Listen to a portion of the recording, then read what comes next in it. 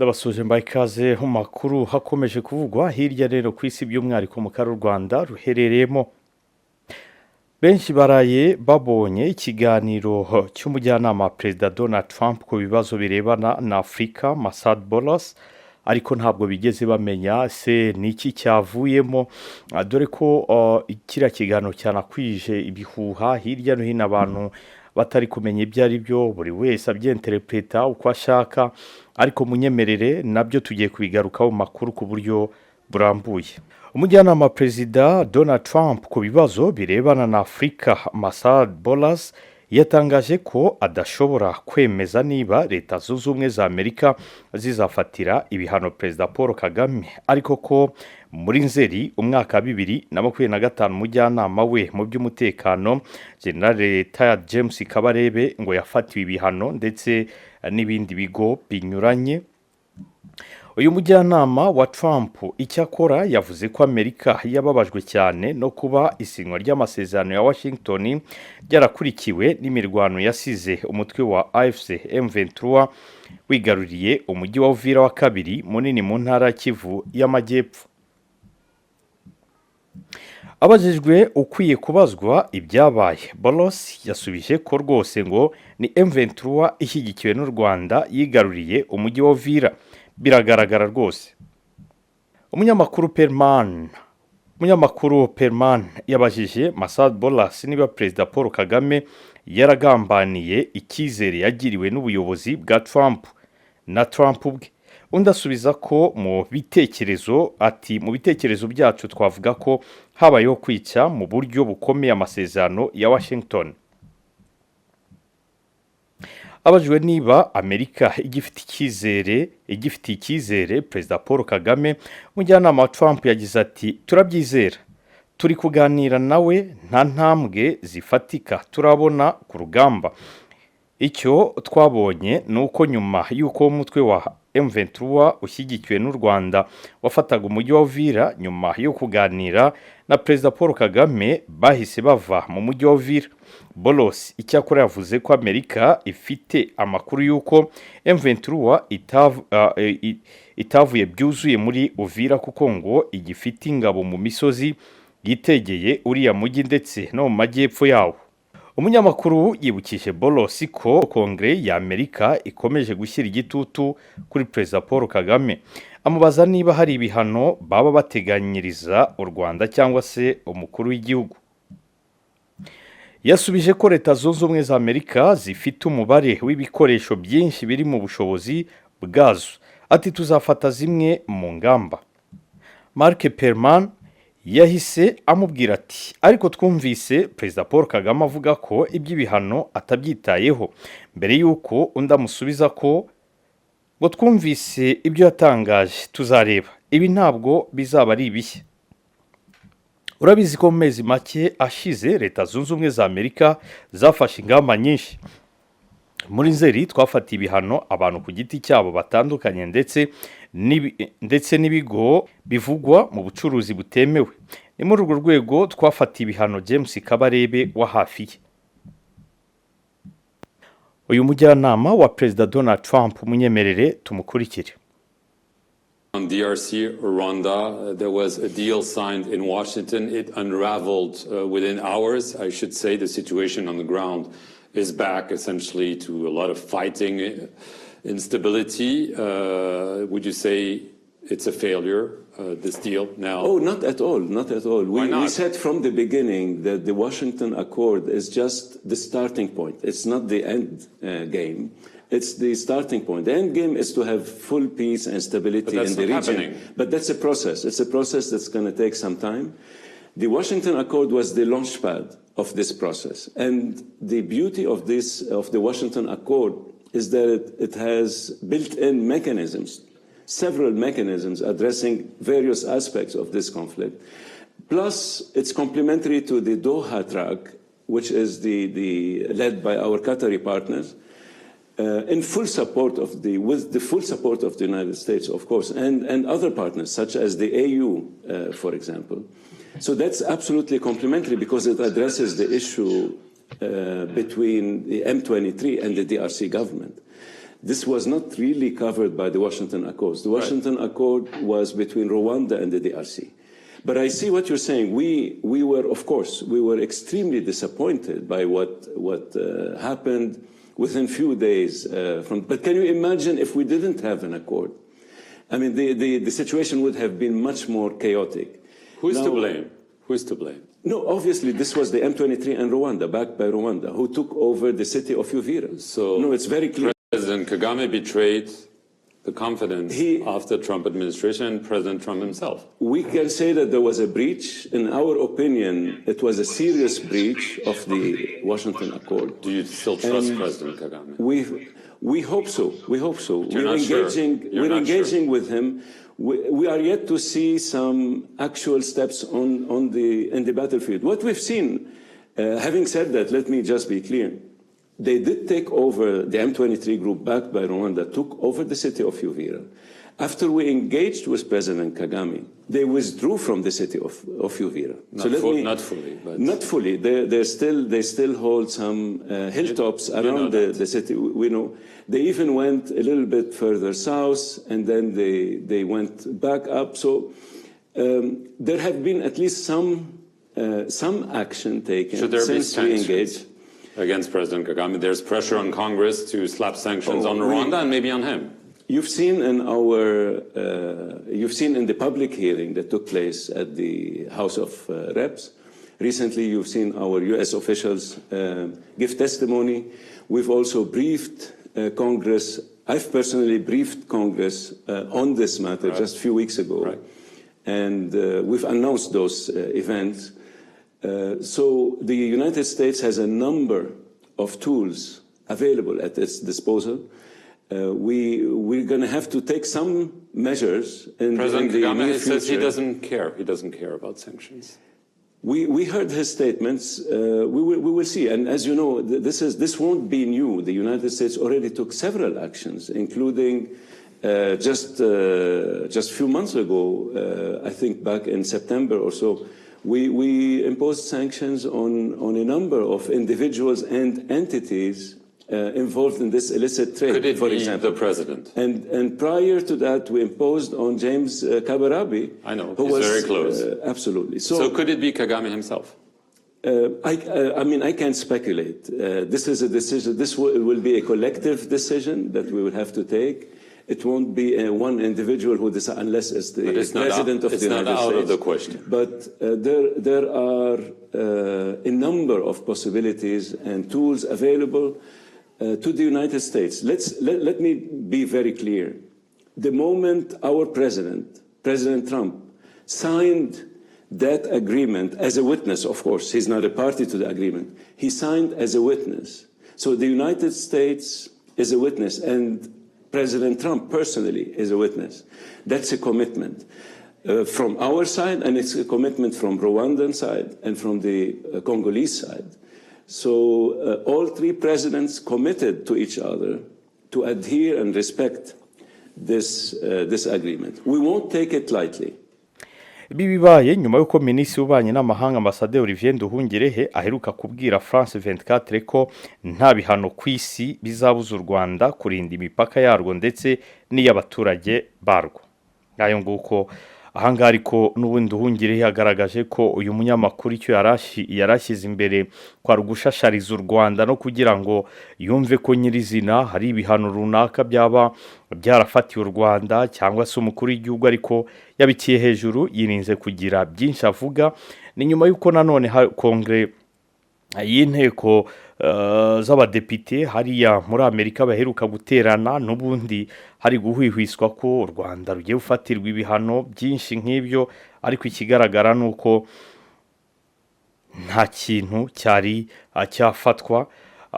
Ibingibi bagaragaza ko M23 ngo ariyo yagabye ibitero muri iriya joro ry'isinywa ry'amasezerano, ariko nta nubwo ariko byagenze, kuko M23 mu gihe yari kiri muri kiriya kibaya cya Ruzizi, ahubwo ririya huro ry'ingabo za leta ya Kongo nibo babigabyeho, nibo bagabye ibitero kuri AFC M23, birangira rero nayo yirwanyeho mpaka ifashe umujyi wa Uvira. Ibyo byose bikaba bifatwa nk'urwitwazo. nyuma y'uko AFC M23 irekuye Uvira, FARDC n'ihuriro ry'ingabo bafatanya kurwana bakisubiza umujyi wa Uvira, amakuru ahari aremeza ko FARDC n'izo ngabo zose bategetswe kuva muri Uvira bwangu kugira ngo hagenzurwe na MONUSCO. Ni mu gihe ariko Wazalendo yo itabikozwa. Abantu bakibaza bati ese Wazalendo irahavite, ese ingabo nizihava Wazalendo ikaguma, ubundi uwo mutekano uraba wuzuye. Ariko bikanagaragaza ko n'ubundi guhuza kw'izi ngabo bigoranye, ari nawo mutego Perezida Felix Antoine Tshisekedi yisanzemo. Nibyo arakoresha ingabo nyinshi kujya aka kanya, hari ingabo, hari FARDC, ingabo za Kongo, hari Wazalendo, hari iz'Abarundi, hari za Tanzania, hari iz'Ababirigi, hari iz'Abafaransa, ndetse hakaba hari n'abari abacanshuro. Urumva ko rero abo bantu bose kugira ngo bamanaginge ugira itegeko utanze ribe ryafatwa biragoranye, ku buryo rimwe na rimwe ndetse Tshisekedi ashobora kuzajya yisanga mu bibazo, mu bihano, kubera ko urumva we aratanga itegeko ariko rishyirwe mu bikorwa na bamwe, abandi ntibarishyire mu bikorwa. Ari naho aka gahenge bigoranye kugira ngo kabe kajya kashyirwa mu bikorwa. Benshi barabizi ko habura amasara barirwa ku ntoki kugira ngo itariki yagenewe agahenge ibe yashyirwa mu bikorwa, ariko imirwano irakomeje. Nk'uko bivuga ingoma zahinduye imiriso nubwo bitari buze kuza koroha. Ngira ngo FARDC, Abarundi, Wazalendo n'abandi bafatanya bikorwa barimo abacancuro na za FDLR bazwi muri amujyi wa Uvira kuba barawusubiyemo. M23 kimara kuvamo bategetswe cyangwa se bahawe amabwiriza nabo yo kuvamo, uwo mujyi ugasigara uri netre. Ibi rero bikaba bibaye mu gihe MONUSCO mbere yaho yari yatangiye kwerekana ibimenyetso ko ishobora kuza mu mujyi wa Uvira. Ngira ngo yari yashyizeho kondisiyo ko izabanza kohereza indege z'ubutasi mu kirere cya Uvira no mu nkengero kugira ngo zishake amakuru y'umutekano. Noneho nyuma yaho yohereje itsinda rito ry'abasirikare ba MONUSCO bazajya kugenzura ibigendanye n'ibikorwa remezo n'umutekano.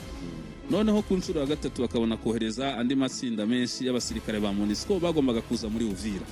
Nitujya kwitegereza rero M23 ijya kuva mu mujyi wa Uvira ibisabwe na Leta Zunze Ubumwe za Amerika kuko yari yawufashe ikoresheje imbaraga zabo za gisirikare, ariko abanyamerika bayishyiraho igitutu ati buvuyeho kugira ngo inzira y'ibiganiro ikomeze. Ariko yari yashyizeho kondisiyo isaba ko hazamo ingabo zidafite aho zibogamiye cyangwa se MONUSCO, ariko yavuye mu uwo mujyi iryo hame ntiryakubahirizwa cyangwa se ibyo yasabaga ntibyakubahirizwa, kuko twese tubona FARDC, Wazalendo, Abarundi n'abacancuro bongera kuwusubiramo. Ariko rero ubu ngubu ibintu byasubiwemo nyine, FARDC n'Abarundi n'abo bacancuro barasabwa kuva mu mujyi wa Uvira kugira noneho hajyemo ingabo ziri netre. Ariko bigaragara ko ari MONUSCO ishaka kuwujyamo, ndetse MONUSCO ntishaka kuwujyamo hakirimo iriya koalisiyo ifasha Kinshasa. Amakuru ari kwerekana ko ingabo za FARDC ubwazo ku mabwiriza aturutse Kinshasa muri iyi weekend tuvuyemo zahawe amabwiriza ko zigomba kuva mu bice M23 yafashe, ndetse zimwe zari zatangiye kuzinga muri weekend. Itsinda ryabo rya mbere ryaragiye, ariko haracyarimo abandi bari kwitegura ko bavamo. Ikibazo gisigaye kuri Wazalendo. Hagati aho mu gihe habura amasaha make ngo kubahiriza agahenge byubahirizwe, umutwe wa M23 ufatanyije n'abarwanyi b'umutwe wa Twirwaneho kuri uwa kabiri tariki ya 17 abigaruriye agace ka Mpwezero ko muri teritwari ya Fizi aho mu ntara Kivu y'Amajyepfo. Abona ko minota irabarirwa ku ntoki, aka gace kari karafashwe n'iryo huriro ry'izo ngabo, ndetse bakavaha bakajya no kugaba ibitero ku birindiro bya AFC M23, ariko urabona ko bamaze gufata aka gace k'ingenzi. AFC M23 na Twirwaneho bigaruriye aka gace nyuma y'ibyumweru bibiri ingabo za Repubulika Iharanira Demokarasi ya Kongo ryigaruriye kariya gace k'ingenzi. AFC M23 yigaruriye kariya gace nyuma y'uko kuwa mbere yari yiriwe mu mirwano karahabutaka n'ingabo zirimo iza FARDC, iz'Uburundi, Wazalendo, Tanzania, abacanshuro, FDLR n'abandi. Abirangira ariko icyo gihe bari bahabambuye, ariko urabona ko M23 yamaze kuhisubiza. Aha rero ni imirwano amakuru atugeraho yemeza ko yarasiwemo za drone nyinshi z'ihuriro ry'ingabo zirwana ku ruhande rwa leta ya Kinshasa imirwano irakomeje kandi amasaha arabarirwa ku ntoki kugira ngo aka gahenge gashyirwe mu bikorwa. Ese biraza gukunda? Ibi byose birajya ku mutwe wa Perezida Tshisekedi ndetse n'ubu Burundi bamaze guhereza inshingano zo kuyobora Afurika yunze ubumwe, nawe kandi akaba afiteho n'ingabo zikiri kurwana. Ubu kandi serivisi zo guhamagara kuri telefoni na interineti zasubijwe muri teritwari ya Masisi nyuma y'iminsi myinshi zikuweho, bikagira ingaruka no kuri Rushuro no mu bindi bice byo muri Kivu y'Amajyaruguru ndetse na Warikare. Icyo gihe benshi barabyibuka uburyo hariya muri Uvira ndetse n'ibi bice byose leta ya Kongo iheruka kuhakora interineti mu rwego rwo kuyobya amarari kugira ngo ibiri kuhakorerwa abantu ntibabe babimenya.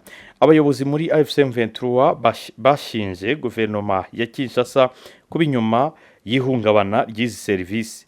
Iyi miyoboro yari imaze ukwezi kuwe mu turere twa Masisi, Rushuru, Warikare ngo tugenzurwa na AFC M23, bituma abaturage batabasha gutumanaho no kubona amafaranga yabo. Ariko urabona ko byamaze gukosoka.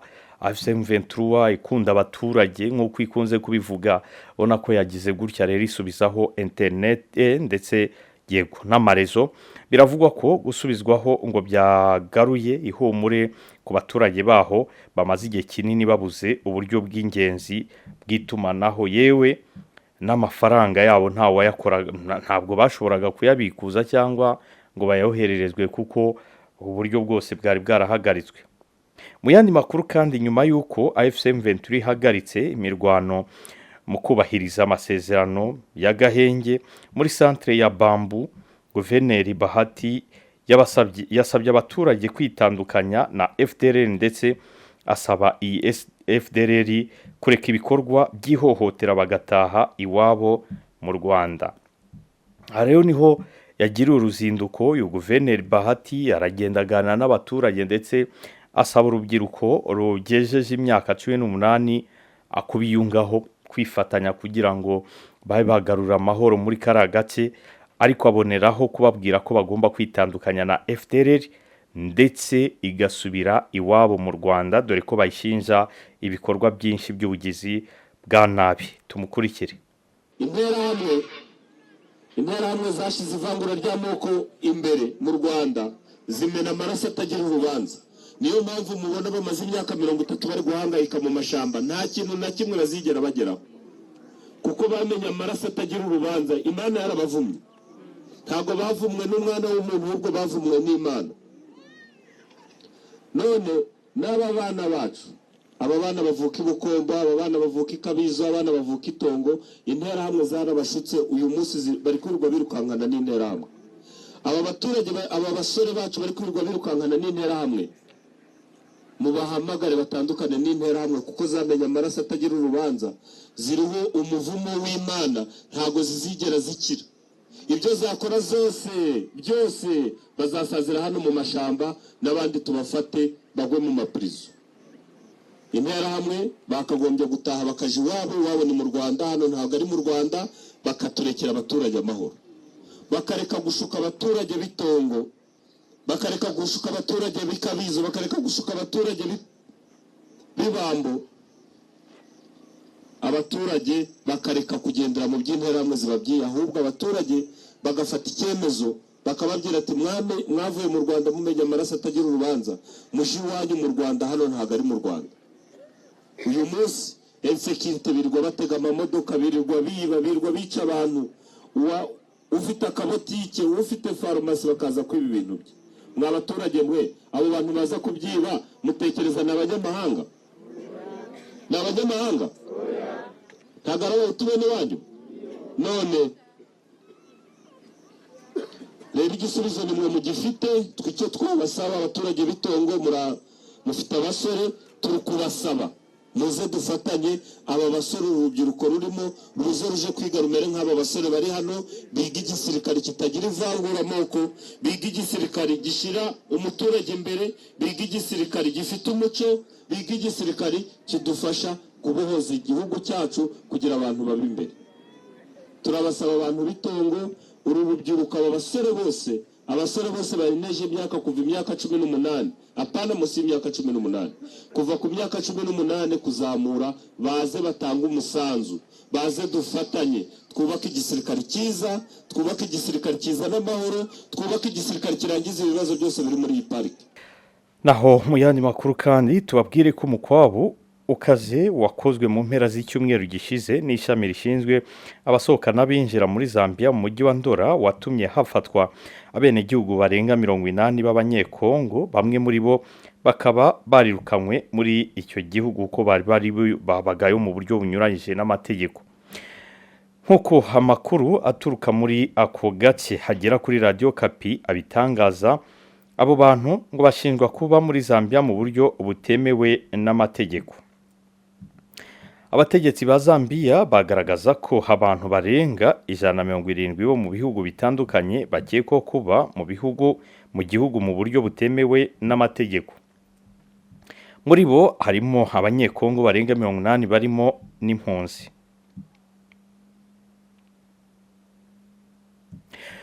Kera kabaye leta y'Ubufaransa yasobanuye ko abasirikari bo mu ngabo za kira gihugu bagaragaye igisangani muri Republika Iharanira Demokarasi ya Kongo ari aboherejwe gutoza ingabo za Republika Iharanira Demokarasi ya Kongo bike mu mikoranire isanzwe hagati y'ibyo bihugu byombi.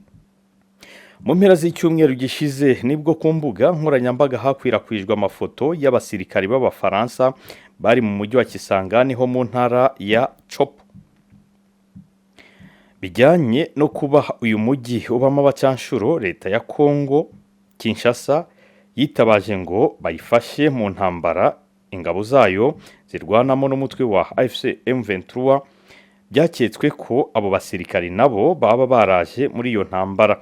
Ambasade y'Ubufaransa Kinshasa binyuje ku rubuga rwayo rwa X yavuze ko bari abasirikari bari Kisangani ku busabe bw'abayobozi ba Kongo mu rwego rwo kujya gutoza ingabo. Yavuze ko haba kandi biri mu rwego rw'ubufatanye bw'ibihugu byombi. Ubufaransa kandi buvuga ko bumaze igihe buha imyitozo ingabo za Congo FARDC cyane mu bijyanye no kurwanira mu mashyamba. Bwunzemo ko ubutumwa bw'ingabo zabwa Ikisangani bugamije kongera gutoza umutwe w'ingabo Ubufaransa bwatoje mu mwaka wa 2022. Ariko ikiba kigaragara ahangaha ntabwo ibi bintu ari bishya, si bishya, ahubwo izi ngabo ziba zisanzwe ziriyo, ahubwo imbarutso nuko baba bagaragaye, ariko ubundi baba basanzwe bariyo. Ubu se iyo badafotorwa ngo bashyirwa ahagaragara, no kuvuga ngo AFC M23 hariya muri Kongo ihanganye n'ingabo zirenga 5, kuko hari izo ngizo, hari FARDC ingabo za Kongo zisanzwe, hari Wazalendo mutwe w'urubyiruko batoje igisirikari uvanze. Buriya muri Wazalendo harimo Maimai, harimo n'iriya mitwe yindi yarwanyaga ubutegetsi bwa Kongo bakaba barihurije hamwe. Hanyuma hari ingabo z'Abarundi, hari FDLR, hari za Tanzania, hari z'Ababirigi, hariyo bari abacanshuro. Urabona n'Abafaransa hafi imitwe y'ingabo igera mu 10 iri guhangana na AFC M23. Bigaragara ko rero impamvu Ubufaransa butinyutse kuvuga nuko bari bamaze kugaragara. Naho mu makuru dukomereje mu mahanga tubabwire ko imyigaragambyo ikuraho ubutegetsi bwa Irani yagukiye mu Burayi ndetse na Amerika. Abantu barabizi uriya mwaka imyigaragambyo yari iri mu gihugu cya Iran byamagana ubutegetsi bwa Iran ndetse abigera ubwikwira igihugu cyose. Batangiye bagaragaza ko ubuzima buhenze, igiciro cy'ubuzima gihenze, ariko biza kurangira noneho bari kwigaragambya bashaka ko leta ya Iran iva ku butegetsi. Ariko Iran ikavuga ko byose ababyihishe inyuma ari leta zunze ubumwe za Amerika igira ngo iteza ku kaduruvayo. Hanyuma uri benshi bibuka uburyo Donald Trump yagiye ahereza gasopo perezida wa Iran amubwira ko bari kwigaragambya nibaramuka barashwe, hari abishwe, byanga bikunze bazabagabaho ibitero. Ibi kandi biri kuba mu gihe amato ya Amerika y'intambara ari hafi ya Iran. Ahanga rero kandi ibi bikaba mu gihe ibiganiro nabyo abikomeje. Benshi bibuka ibiganiro biheruka guhuza Amerika na Iran, hakaba hari n'ibindi nanone ndetse ni kuri uyu wa kabiri biri bube hano hakibaza batese imyigaragambyo irarushaho kwiyongera ite. Ngayo nguko nyuma y'uko abanya-Irani babarirwa mu bihumbi bigaragambije kuva mu mpera z'Ukuboza umwaka 2025, abandi batuye mu mahanga batangiye kwigaragambya basaba ko ubutegetsi bw'icyo gihugu buhinduka. Bashinja Irani kubatoteza, ikibazo cy'igiciro gihanitse cy'imibereho no kubica mu gihe bigaragambya mu mahoro. Ahanga rero mu mahanga iyo myigaragambyo ikomeye yadutse mu mijyi itandukanye hirya no hino ku isi tariki ya 14 Gashyantare umwaka 2026 yitabirwa n'abaturage ba Iran baba mu mahanga babarirwa mu bihumbi. Bigaragambirije mu mijyi irimo Munich mu Budage, Los Angeles muri Leta Zunze Ubumwe za Amerika, i Toronto muri Canada, Tel Aviv muri Israel, Lisbon muri Portugal, Sydney muri Australia ndetse ni Londres mu Bwongereza. Aho hose nakibaza ati izi mbaraga zingana gutya zirava he? N'imyigaragambyo yakurikiye impuruza yatanzwe n'umuhungu wahoze ari umwami wa Iran mbere y'impinduramatwara yo mu mwaka w'1979 witwa Reza Pahlavi wasabye ko hari igikwiye gukorwa. Uyu Reza kuri ubu ari mu buhungiro muri Amerika yamaganye bikomeye ubwicanyi n'icarubozo bikorerwa abigaragambya muri Iran. Yakomeje anenga ubutegetsi bwa Iran agaragaza ko budakwiye gukomeza kuyobora icyo gihugu. BBC yanditse ko uburyo iyo myigaragambyo ikomeye bugaragazwa n'umubare w'abayitabiriye mu mijyi inyuranye cyane nk'uyu nguyu wa Munich honyine, kuko polisi yaho ngo yatangaje ko abantu barenga 250 bitabiriye igikorwa cyo kumva ubutumwa bwa Reza. Muri iyo myigaragambyo abanya-Irani baranguriye basaba uyu Reza ko asubira mu buyobozi agakemura ibibazo igihugu cyabo gifite. Imyigaragambyo muri Iran yatangiye tariki ya 28 Ukuboza umwaka 2025, abaturage binubira igiciro gihanitse cy'ubuzima cyatewe no gutakaza agaciro gukabije kw'ifaranga ryaho nyuma iraguka ihinduka iyo basaba ubutegetsi guhinduka. Iyo myigaragambyo bivugwa ko imaze kugwamo abantu barenga 16,000. Amerika byatangaje ko yatangaje ko izakoresha imbaraga za gisirikari mu gufasha abo baturage ba Iran gukora impinduka bakeneye. Gusa yakomeje kubigendamo buhoro ugereranyije n'uburyo Perezida Trump yabivugaga mu ntangiriro za Mutarama mu mwaka 2026. Gusa ku itariki ya 13 Gashyantare umwaka 2026, Reuters yanditse ko abayobozi babiri muri Amerika ngo batashatse ko amazina yabo ajya hanze bayibwiye ko igisirikari cya Amerika ngo kiri kwitegura intambara ishobora kumara ibyumweru kuri Iran mu gihe Perezida Donald Trump ngo azabatanze amabwiriza. Urumva ko rero intambara irakomanga. Nibyo ngibyo n'aya makuru akomeje kuvugwa hirya no ku isi. Turakomeza ariko dukomeze tubane, nyaboneka ibuka ukore like, ukore share, usharinge ndetse na subscribe ku bandi ntibaze gucikwa n'aya makuru. Twe duhari ku bwanyu Celebs Magazine, turakomeza kubageza amakuru umunota kundi. Muryoherwe.